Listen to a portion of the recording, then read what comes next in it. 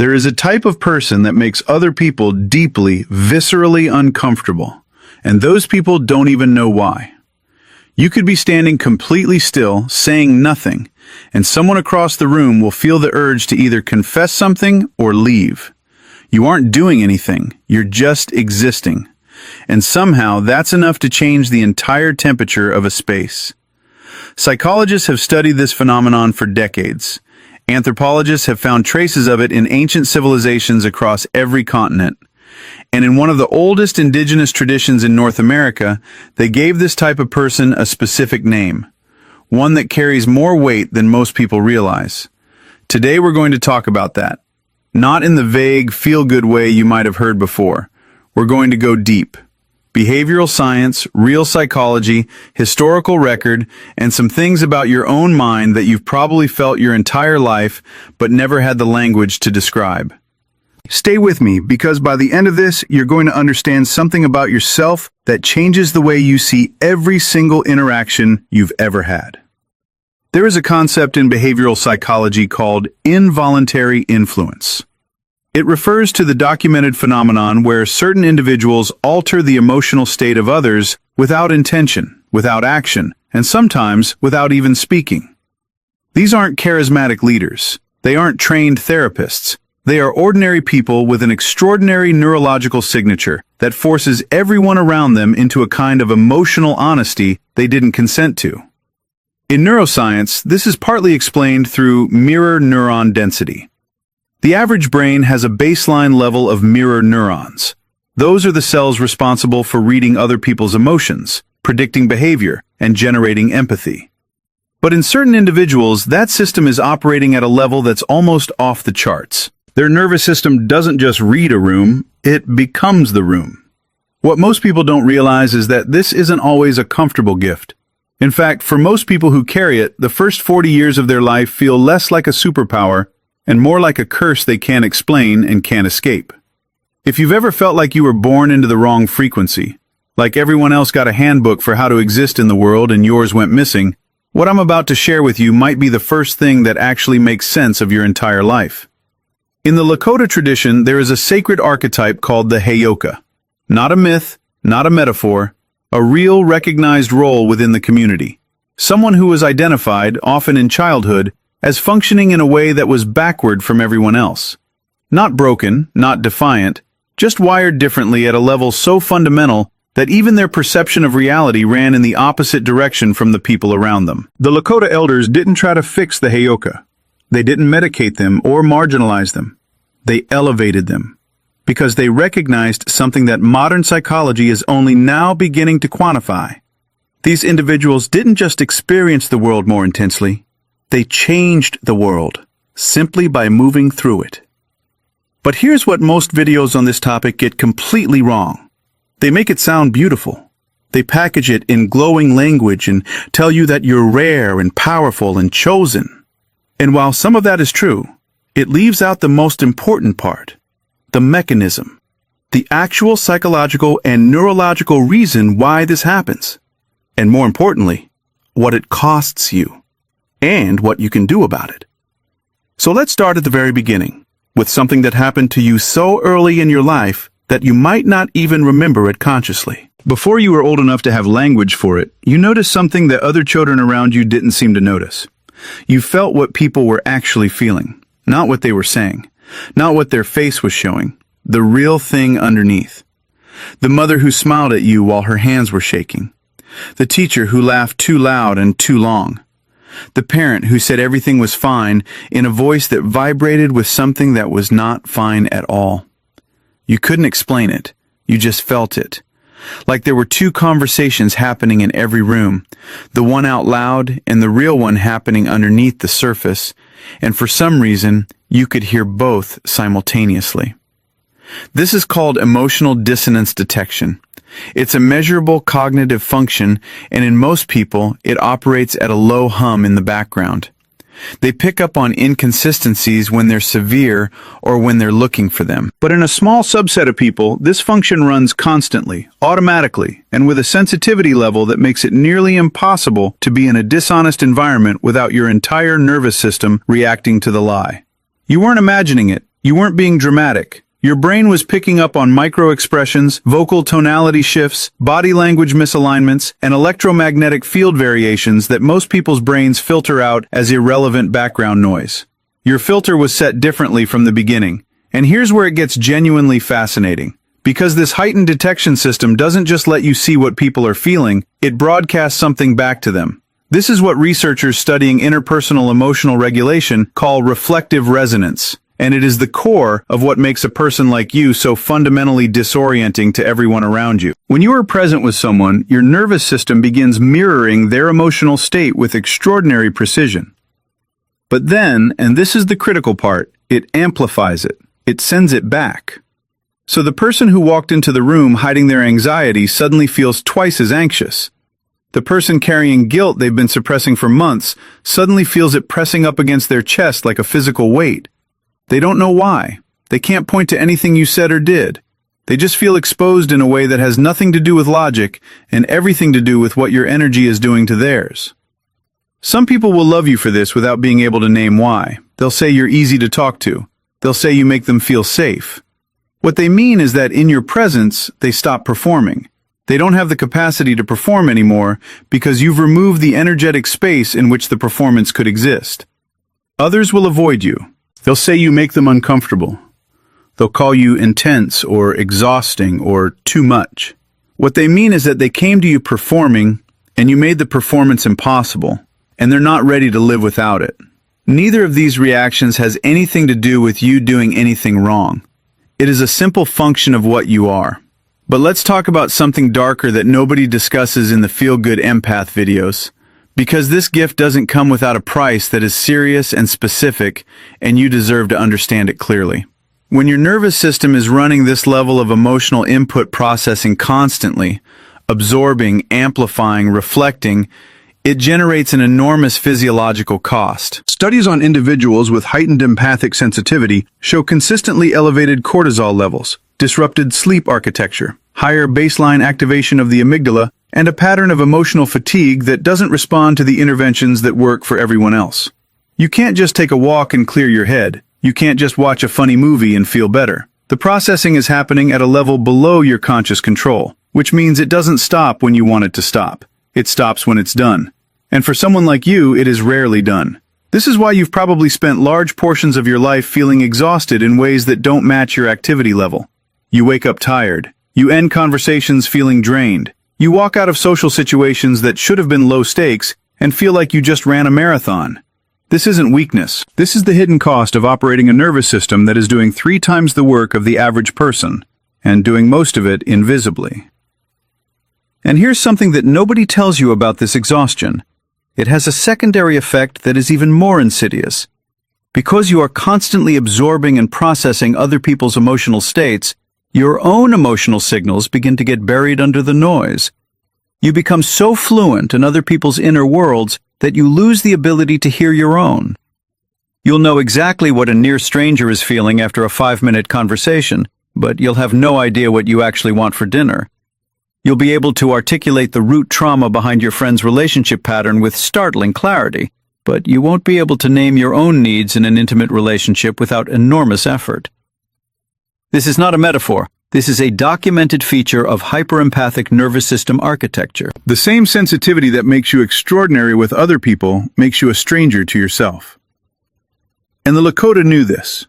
That's part of why the Heyoka existed in a community context, not isolated, not celebrated privately, held in community. Because the Heyoka needed to be seen and grounded by others in order to stay functional. Their gift required a container. Without it, the gift becomes a wound.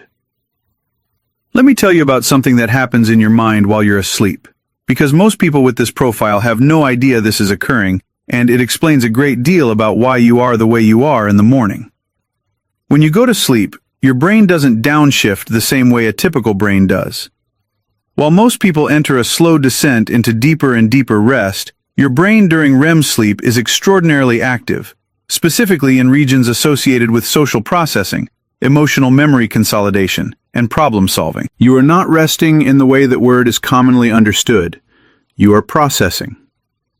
Every unresolved emotional tension you encountered during the day, every conversation that had a hidden layer, every moment where someone's words didn't match what you felt underneath them. Your sleeping brain takes all of that raw data and works it, organizes it, cross-references it against everything you've ever known, and in the early morning hours, most commonly between 3 and 5 a.m., it surfaces the conclusions. This is why you wake up with answers to problems you didn't consciously solve. This is why you bolt upright with a sudden urge to reach out to someone.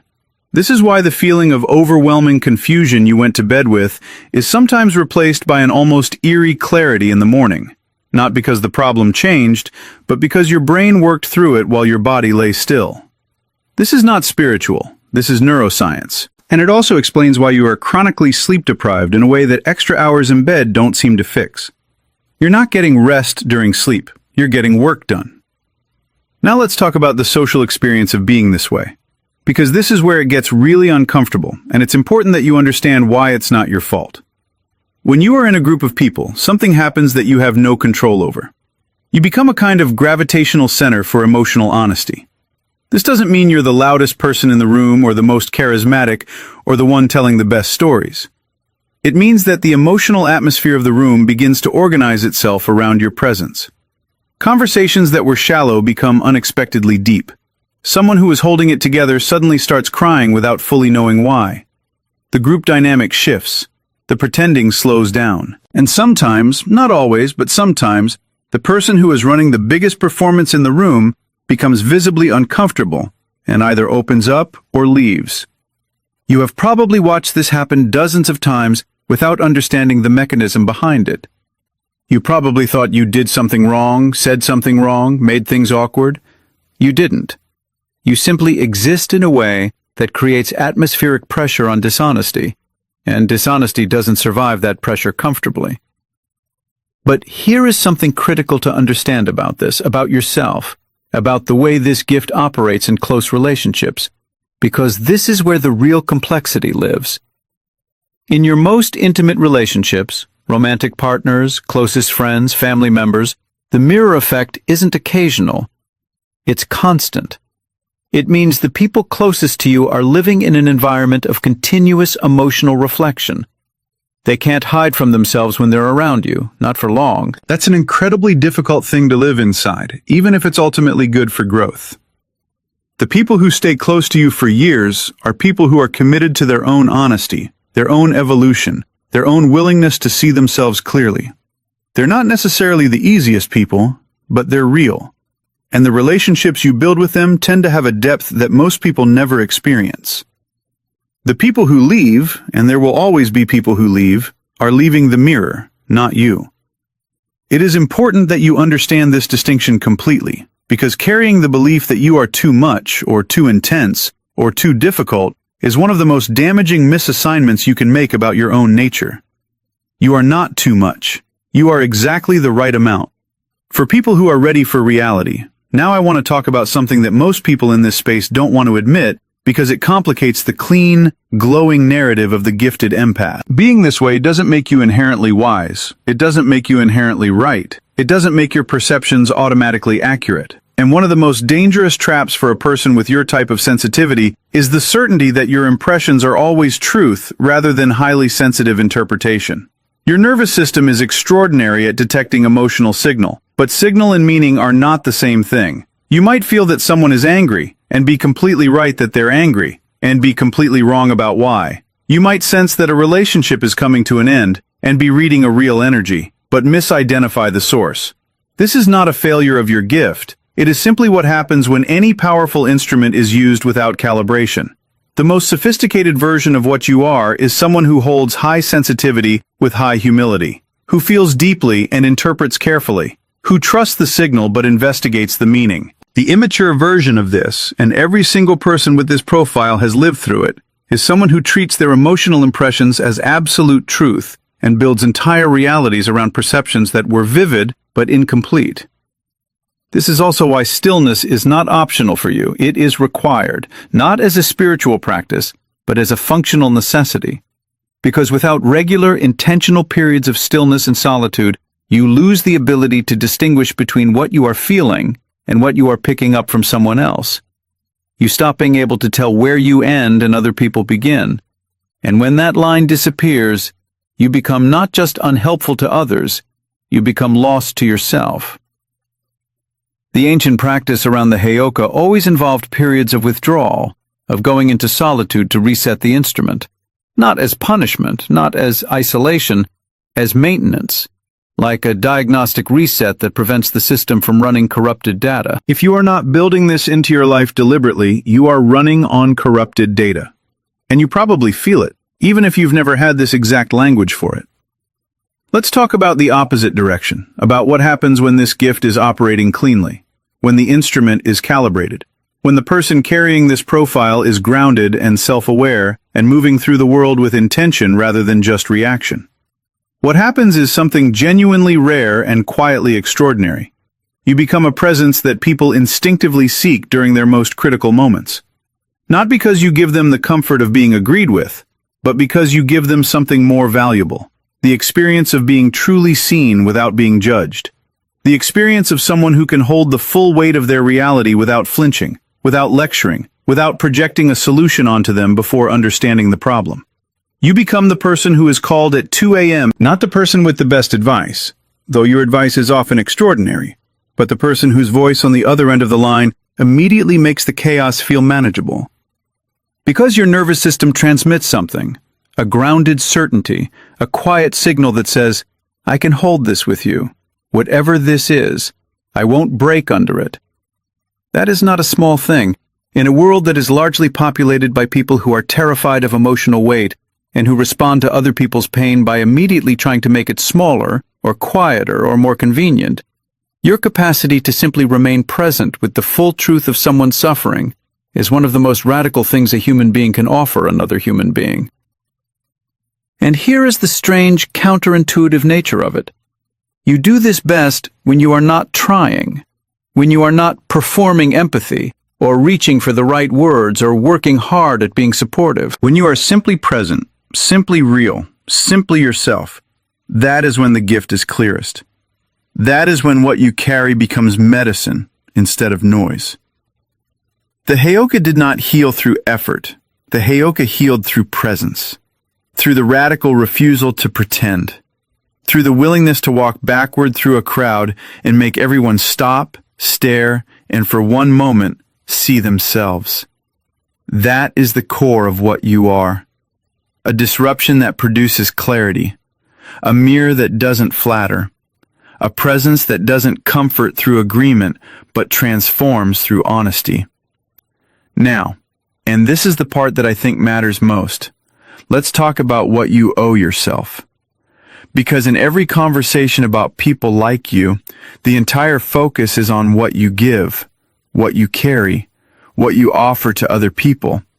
And almost none of it is about what you need, what you owe yourself. What has to exist in your life in order for this gift to remain a gift instead of becoming a slow, invisible destruction? You need to stop explaining yourself to people who have no capacity or desire to understand you. This is one of the most energy-depleting things a person like you does, and you probably do it constantly. Someone finds you intense or confusing or too direct, and you spend enormous amounts of time and emotional labor trying to frame your nature in a way that makes them comfortable. Stop. You cannot make your signal less powerful to make other people's nervous systems more comfortable. You can only choose environments where the signal is welcome. You need clear, firm, non-negotiable limits on how much of your inner world you give to people who have given you no evidence that they can be trusted with it. Your depth is not a public resource. It is a private treasure that you offer selectively, and you have probably been wildly overgenerous with it in ways that have cost you. You need one or two people in your life who can see you clearly, not who idolize you or who need you or who are drawn to your gift as a resource. People who see you, your confusion, your exhaustion, your wrong perceptions, your brilliance, all of it, and stay anyway. If you do not currently have that, building it is not a luxury, it is an urgent priority, and you need to make peace with the fact that you will never fully belong in most social environments. Not because something is wrong with you, but because you are tuned to a frequency that most environments are not broadcasting on. This is not a tragedy, it is information. It tells you where to stop wasting your energy and start directing it toward the spaces, the people, and the work that actually resonates. Because when you find those spaces, and you will, something remarkable happens. That feeling of being a permanent outsider, that lifelong sense of standing at the edge of every room looking in, that ache of being surrounded by people and still feeling profoundly alone, it lifts. Not completely, not forever, but enough. Enough to remind you that the problem was never you. It was the room. You have spent most of your life in rooms that weren't built for what you carry. And the bravest, most important thing you can do, starting right now, is stop trying to make yourself small enough to fit and start looking for the rooms that were built for someone exactly like you. They exist. The people who will sit across from you and feel seen by you without feeling threatened by you. The work that will draw on everything you are and give you something real in return. The quiet that will actually restore you rather than just pause the noise. These things are not a fantasy. They are what your life looks like when you stop spending all your energy on people and places that require you to be less than what you are. You are not too sensitive. You are not too intense. You are not too much. You are someone with a nervous system that was built for a specific and irreplaceable function. To move through the world in a way that makes honesty possible, that makes depth accessible, that makes the people around you confront what they are rather than perform what they want to be. That is not a burden that happened to you. It is a design. And the question that's worth sitting with, not answering right now, just sitting with, is this.